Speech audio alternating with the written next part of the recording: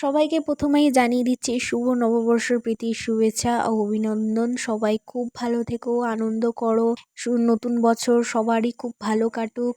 বাঙালিদের কাছে উৎসব মানেই প্রথমেই আসে খাওয়ার কথা মাথায়। তো সেই কথাটাই মাথায় রেখে আজকে আমাদের বাড়িতে নববর্ষ স্পেশাল আজকে চিকেন বিরিয়ানি হচ্ছে। তো এদিকেই তারই প্রিপারেশন চলছিল। তো যেহেতু পয়লা বৈশাখ বাঙালিদের নিউ ইয়ার, এই পয়লা বৈশাখটা না কিছুটা দুর্গাপুজোর মতো ভাইবস আসে, তাই না? নতুন জামা পরে সবাই এদিক ওদিক ঘুরতে যাচ্ছে নিজেদের ফ্যামিলি ফ্রেন্ডসদের সাথে।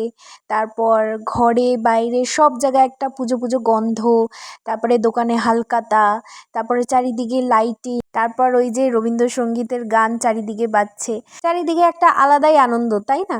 মনেই হয় যে হ্যাঁ আজকে বাঙালিদের নিউ ইয়ার। তো কথা বলতে বলতে আমাদের বিরিয়ানি অলরেডি হয়ে গেছে। তো মা এদিকে সবাইকে সার্ভ করে দিচ্ছিল বিরিয়ানি, আর আমি অলরেডি লেগ পিস খেতে ভীষণই ভালোবাসি।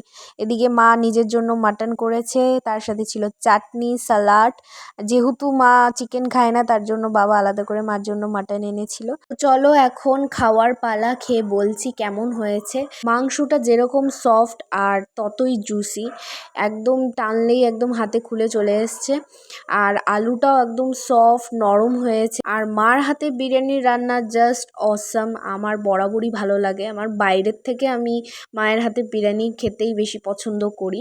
আর তার সাথে একটু পেঁয়াজ দিয়ে উফ, জাস্ট জমে গেছিলো। তো আমাদের পয়লা বৈশাখের দুপুরে এই বিরিয়ানির সাথে জমে গেছে, দাদার এক্সপ্রেশন দেখে বুঝতেই পেরেছো। এখানে আমরা সবাই খাচ্ছি বিরিয়ানি, ভীষণই ভালো হয়েছে। সবাই খুব ভালো থেকো, খুব এনজয় করো ওই দিনটাকে।